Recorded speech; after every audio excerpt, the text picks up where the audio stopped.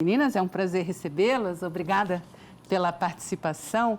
Olha só, gente, hoje nós vamos entender o que são as doenças congênitas de glicosilação. Para falar sobre este tema, aqui no estúdio, a médica geneticista do Centro de Referência de Doenças do Hospital Infantil Joana de Guzmão, aqui de Florianópolis. Seja bem-vinda, doutora. A Luíse, né? Luíse Lapagesse de Camargo Pinto. E a mãe da pequena Caterina, que é a Estelle Capegiani Farrer Rocha. Ô, nomes bonitos aqui hoje.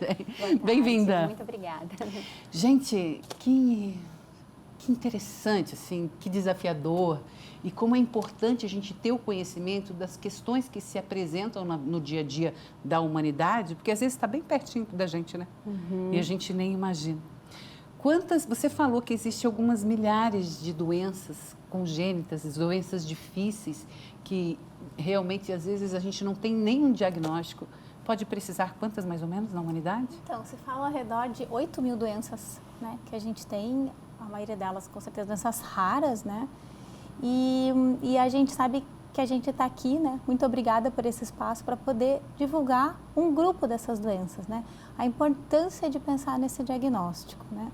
O Hospital Infantil Joana de Guzmão é o centro credenciado pelo Ministério da Saúde como centro de referência em doenças raras. Que maravilha, está aqui pertinho da gente, isso é muito bom. Um trabalho desafiador, porque quando se fala de doenças já não é brincadeira, agora doenças raras ainda mais. Um exemplo, né, que é a doença que no caso a Caterine apresenta. Quantas no mundo, mãezinha? Diagnosticadas, né, são 11 crianças no mundo. 11 crianças diagnosticadas em todo o mundo. Ela é a 12ª. E acredita-se que pode ter outras crianças com essas doenças também, mas que estão subdiagnosticadas. Às vezes elas apresentam os sintomas, mas não foi fechado um diagnóstico.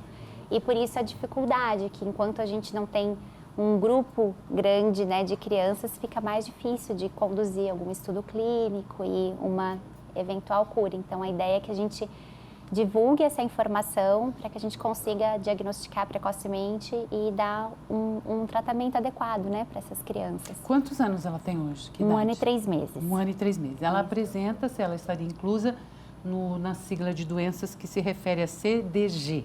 Isso. Né? Que são essas doenças congênitas que tem esse nome todo ali, né? Glicosilação, obrigada. E ela estaria inclusa neste processo. Quando que você percebeu? Quando que você descobriu? A gente, acho que é importante a gente salientar a importância do pré-natal, né? Então, eu fiz todos os meus exames no pré-natal, todos eles estavam normais, morfológico, e no final da gestação, na semana 35, no caso da Caterina, a gente começou a ter algumas alterações. Então, observou-se que o rim dela direito, ele era mais dilatado. Ela fazia um movimento com a boquinha que ela colocava bastante a língua para fora e a médica começou a achar isso estranho, a língua dela parecia um pouco maior.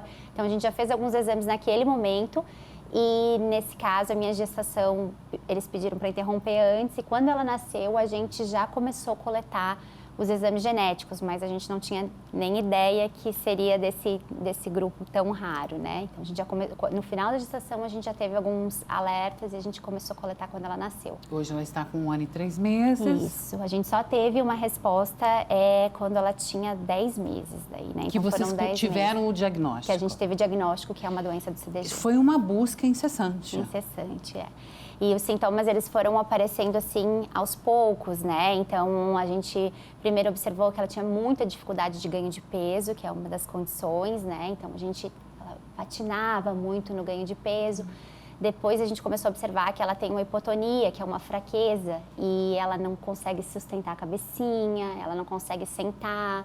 Então, essas coisas foram se somando, né? E com 4 meses, hoje a gente já sabe, ela tem uma deficiência visual cortical, que se chama.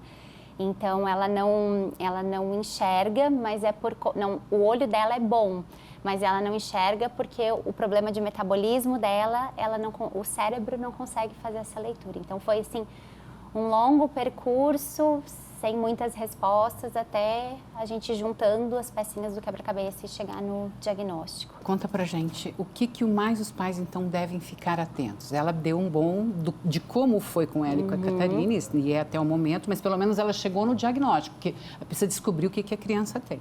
Né? No caso, chegar até vocês, é necessário quando? Então, na verdade, assim, eu sempre falo os pilares. Um bom pediatra, né, que está com essa criança, ele vai prestar atenção justamente nisso, na questão do desenvolvimento. E buscar recursos para encaminhar para os especialistas, tá? Então, assim, para a família é importante estar atento a isso.